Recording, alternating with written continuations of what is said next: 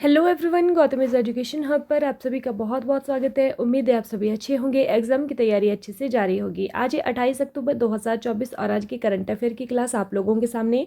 Class शुरू करने से पहले आप लोगों से छोटी सी रिक्वेस्ट, अगर आप लोग चैनल पर नए हैं तो प्लीज़ चैनल को सब्सक्राइब कीजिएगा।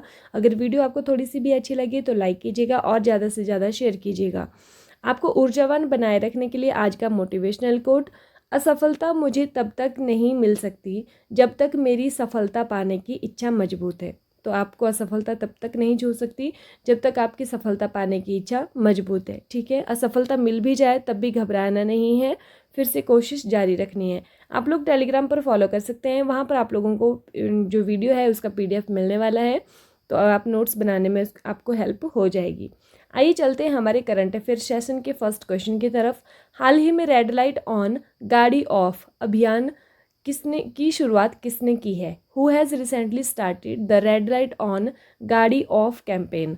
तो इसका सही आंसर हमारे पास होने वाला है नई दिल्ली। नई दिल्ली सरकार ने इसकी शुरुआत की है। ये क्यों की है? यह वायु प्रदूषण को कम करने के लिए की है। ठीक है, यह जागरूकता अभियान जो है वो दिल्ली में वायु प्रदूषण को नियंत्रित करने के उद्देश्य से चलाया गया है।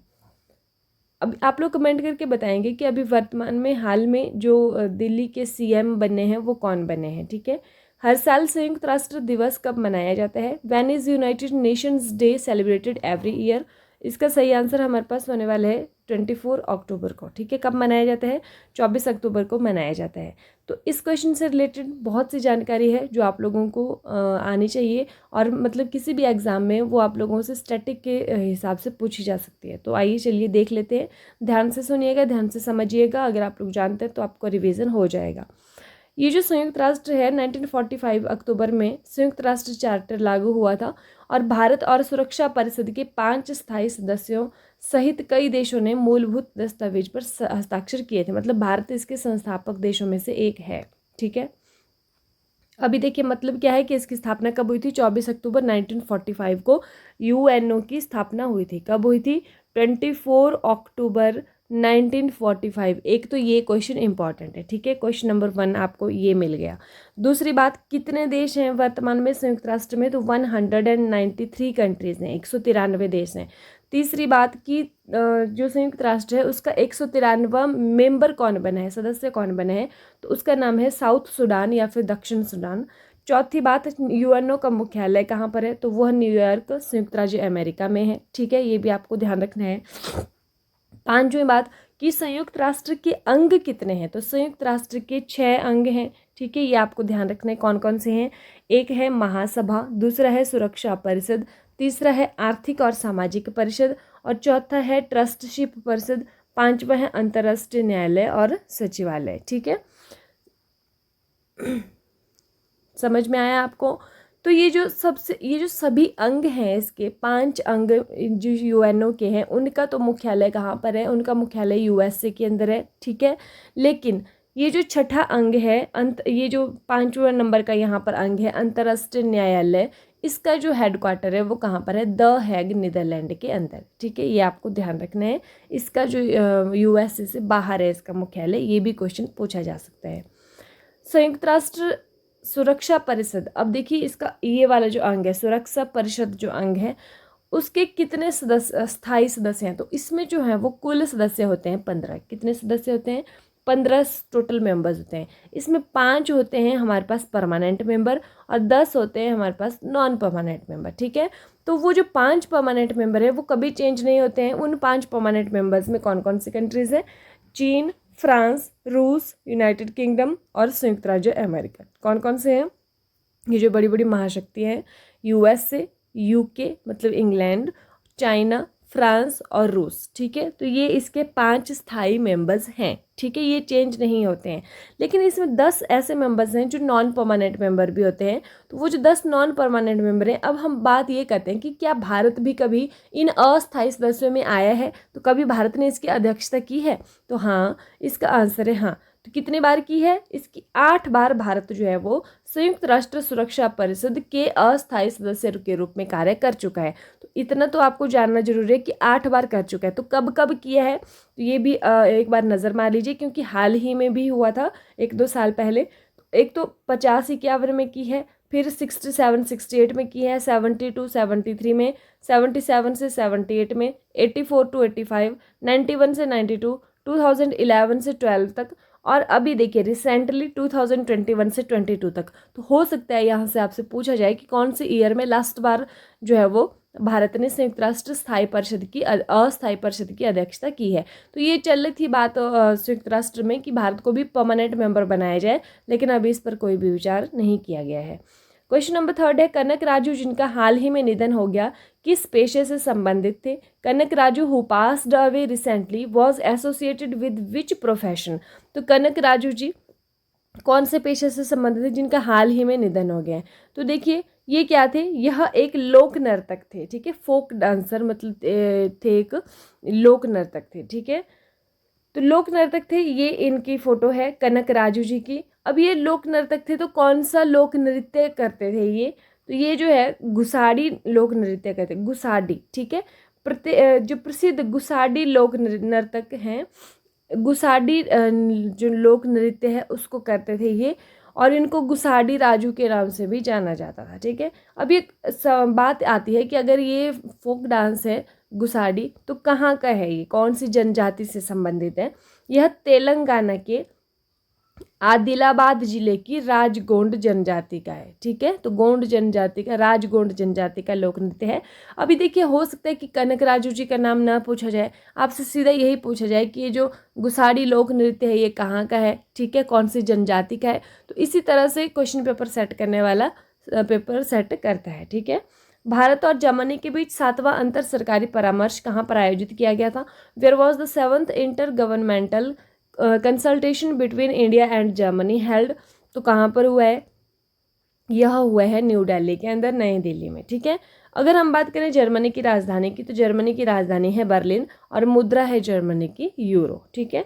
रानी रामपाल जिन्होंने हाल ही में अपनी सेवानिवृत्ति की घोषणा की किस खेल से संबंधित हैं? Rani Rampal who recently announced her retirement is related to which sport? तो ये किससे जुड़ी थी? यह जुड़ी हैं हॉकी से। किससे जुड़ी हैं? हॉकी, महिला हॉकी से जुड़ी हैं ये। अब देखिए ये है रानी रामपाल, ठीक है, दिख रही होंगी आप लोगों को, ये रानी रामपाल हैं और हॉकी की रानी इनको कहा जाता है, हॉकी का रानी इनका उपनाम है। इनका होम टाउन कौन सा है? शाहबाद हरियाणा है। कौन सा है? शाहबाद हरियाणा, हरियाणा से रिलेटेड है ये।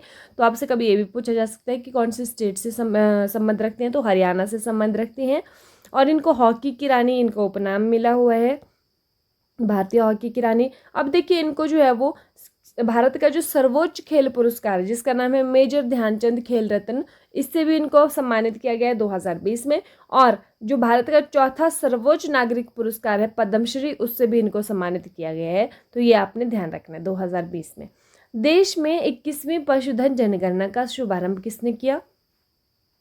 Who launch the 21st live stock census in the country? तो लाइव स्टॉक सेंसस जो कि कौन से नंबर का होने वाला है? सबसे पहली बात तो यही है 21वें नंबर का होने वाला है, ठीक है। ये भी क्वेश्चन में पूछा जा सकता है कि कौन से नंबर की जनगणना 21वें नंबर की है ये, ठीक है। लाइव स्टॉक सेंसस है ये। तो किसने किया है? यह किया है राजीव रंजन सिन्हा ने। किसने किया है? राजीव रंजन सिन्हा ने, क्योंकि ये डेयरी विकास मंत्री हैं ये, ठीक है, इन्होंने इसको किया है। इस बार जो 21वें नंबर की जनगणना होने वाली है, लाइव स्टॉक सेंसस होने वाला है, पशुधन जनगणना, और इसमें इस बार पहली बार जो है वो इस जो पशुधन है उनके मालिक जो महिलाएं और पुरुष है उनकी भी जनगणना की जाएगी, ठीक है। प्रथम वैश्विक प्रकृति संरक्षण सूचकांक में भारत का कौन सा स्थान है? What is the rank of India in the first, मतलब फर्स्ट टाइम ये जो रैंक ये निकाला गया है, तो ग्लोबल नेचर कंजर्वेशन इंडेक्स है, इसमें भारत का कौन सा स्थान है? तो इसमें भारत का स्थान है ना 176, नीचे से चौथे नंबर का है। मतलब 180 देश अगर टोटल थे उसमें, तो नीचे से चौथे नंबर पर टॉप किसने किया है? भारत ने किया है। तो 176वां स्थान है, 176 स्थान है।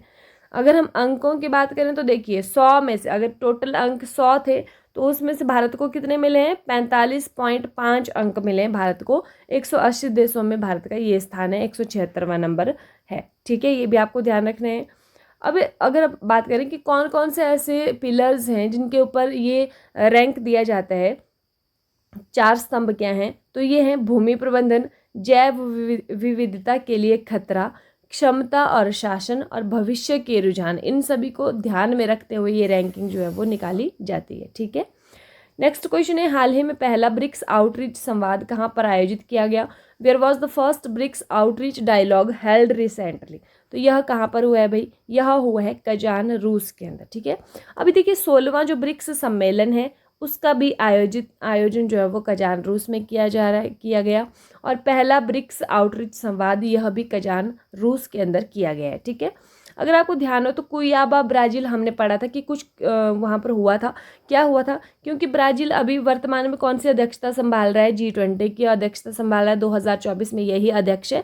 तो वहाँ पर कुयाबा में किसान की जो बैठक है G20 की, ठीक है, तो वहाँ पर यह हुई थी बैठक, ये हमने पढ़ा था अभी हाल ही में। ठीक है, हाल ही में विश्व श्रव्य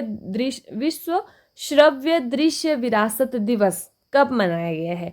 recently world day for audio visual heritage was celebrated. ठीक है, तो विश्व श्रव्य दिवस दृश्य विरासत दिवस है, कब मनाया गया है? तो यह मनाया गया है 27 अक्टूबर को। कब मनाया गया है? 27 अक्टूबर को मनाया गया है। हाल ही में एक्सिस बैंक के MD और CEO किसे नियुक्त किया गया है? Who has been recently appointed as the MD and CEO of Axis Bank? ठीक है, तो एक्सिस बैंक के MD और CEO कौन बने हैं? तो इनका नाम है अमिताभ चौधरी। क्या नाम है इनका? अमिताभ चौधरी इनका नाम है। ठीक है, अमिताभ चौधरी जी। इसका जो एक्सिस बैंक का मुख्यालय कहाँ पर है भाई? यह मुंबई, महाराष्ट्र में। ये है अमिताभ चौधरी और इनको अभी हाल ही में एक्सिस बैंक का MD और CEO अपॉइंट किया गया है। किसके द्वारा किया गया है? तो by RBI, Reserve Bank of India के द्वारा इसको किया गया है। ठीक है, ये भी आपने ध्यान रखना है। अब रिवीजन देख लीजिए। अब ये रिवीजन कल की क्लास का रिवीजन नहीं है, लेकिन ये अक्टूबर का रिवीजन है, अक्टूबर मंथ का। तो कल की क्लास का रिवीजन हमने कल जो है वो रिवीजन क्लास ही ली थी। अगर आप लोगों ने नहीं देखी है तो प्लीज़ कल की क्लास देख लीजिए। वो वीकली रिवीजन की क्लास है। जो भी हम वीकली करंट अफेयर पढ़ते हैं उसका हम एक रिवीजन करते हैं, जो कि संडे को किया जाता है। तो कल की क्लास में वही किया गया था। तो ये जो रिवीजन है ये अक्टूबर मंथ का है। हाल ही में दादा साहब फाल्के पुरस्कार के लिए किसे चुना गया है? तो ये आप अच्छी तरह से जानते हैं, मिथुन चक्रवर्ती जी को चुना गया है। ठीक है, और इसकी जो स्थापना है पुरस्कार की 1969 में की गई थी केंद्रीय सरकार द्वारा। हाल ही में नाटो कहाँ उत्तरी भूमि कमान स्थापित करेगा? तो यह पूर्वी फिनलैंड में करने वाला है। अब नाटो की बात करें तो नॉर्थ अटलांटिक ट्रीटी ऑर्गेनाइजेशन इसका जो फुल फॉर्म है, और इसका हेडक्वार्टर कहाँ पर? इसका ब्रुसेल्स, बेल्जियम के अंदर इसका मुख्यालय है। ठीक है, राजधानी अगर फिनलैंड की बात करें तो हेलेंस्की इसकी राजधानी है। मुद्रा यूरो है। राष्ट्रपति यहाँ के अलेक्जेंडर स्टब हैं और फिनलैंड को झीलों का देश उपनाम से जाना जाता है। हाल ही में टेस्ट क्रिकेट में 300 विकेट लेने वाले पहले भारतीय बाएं हाथ के स्पिनर कौन बने हैं? तो इनका नाम है रविंद्र जडेजा। ठीक है, हाल ही में विश्व शाकाहारी दिवस कब मनाया गया है? तो यह 1 अक्टूबर को मनाया गया है। ठीक है, हाल ही में AFMS पहली महिला निदेशक कौन बनी हैं? तो AFMS की पहली महिला निदेशक बनी है आरती सरीन। ठीक है, आर्म्ड फोर्स मेडिकल सर्विस इसका जो नाम है। हाल ही में भारतीय मूल के रवि आहूजा को किस कंपनी का नया CEO नियुक्त किया गया है? तो यह किया गया है सोनी पिक्चर्स एंटरटेनमेंट का। ठीक है, हाल ही में हिमाचल प्रदेश की 20,300 फीट ऊंची चोटी माउंट योनम पर तिरंगा किसने फहराया? ये अभिनीत मौर्य ने फहराया है। कहाँ के रहने वाले हैं? यूपी के रहने वाले हैं। ये भी आपको ध्यान रखना है। हाल ही में 14वीं हॉकी इंडिया जूनियर महिला राष्ट्रीय चैंपियनशिप 2024 कहाँ पर हुई है? तो यह कहाँ पर हुई है? झारखंड के अंदर हुई है। हाल ही में नाटो के महासचिव का पदभार किसने संभाला है? तो मार्क रूटे, जो कि नीदरलैंड के पूर्व राष्ट्रपति रह चुके हैं, उन्होंने संभाला है। ठीक है, हाल ही में किस राज्य सरकार ने देशी गाय को राजमाता का दर्जा दिया है? तो देशी गाय को राजमाता का दर्जा महाराष्ट्र गवर्नमेंट ने दिया है। ठीक है, यहाँ के जो मुख्यमंत्री एकनाथ शिंदे जी और राज्यपाल CP राधाकृष्णन, और राजधानी तो आप लोग जानते हैं मुंबई है। ठीक है, लास्ट वीडियो में आप लोगों से क्वेश्चन पूछा था कि हाल ही में भारतीय साइबर अपराध समन्वय केंद्र का राष्ट्रीय ब्रांड एम्बेसडर किसे बनाया गया है? Who has recently been made the national brand ambassador of the Indian cyber crime coordination centre? तो किसको बनाया गया है? ये रश्मिका मंदाना जी को बनाया गया है। अभिनेत्री हैं, ये आप लोग अच्छी तरह से जानते हैं। ठीक है, अभी देखिए क्वेश्चन, आज की वीडियो के लिए क्वेश्चन, हाल ही में किस राज्य ने यातायात नियमों के उल्लंघन पर नजर रखने के लिए सिटीजन सेंटिनल ऐप लॉन्च किया है? which state has recently launched Citizen Sentinel app to keep an eye on traffic rule violations? तो केरल, उत्तर प्रदेश, महाराष्ट्र या फिर गुजरात। तो ये जो ऑप्शंस आपके पास रहने वाले हैं, आप लोग कमेंट करके बताएंगे कि इसका सही आंसर क्या होने वाला है। आप यहीं पर जो आज की क्लास है वो समाप्त होती है। क्लास तक अंत तक जुड़े रहने के लिए आप लोगों का बहुत बहुत धन्यवाद। अंत में आप लोगों के लिए कुछ लाइनें। हालात को ऐसे ना होने दें कि आप हिम्मत हार जाएं। हालात को ऐसे ना होने दें कि आप हिम्मत हार जाएं, बल्कि हिम्मत ऐसी रखें कि हालात आपसे हार जाएं। ठीक है, आपकी हिम्मत के आगे हालातों को भी झुकना पड़े, इस तरह की हिम्मत आपको और हौसला आपको बनाए रखना है। इसी के साथ thank you and have a nice day. खुश रहिए, अपना ख्याल रखिए और अपनी तैयारी को डे बाय डे मजबूत रखिए।